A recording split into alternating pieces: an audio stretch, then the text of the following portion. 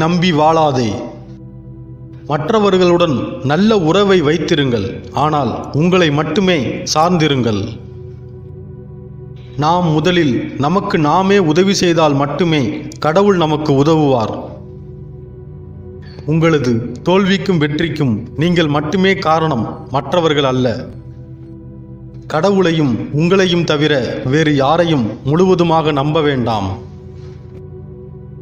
உங்களின் மகிழ்ச்சி உங்களை பொறுத்துதானே தவிர மற்றவர்களால் உங்களுக்கு மகிழ்ச்சியை தர இயலாது.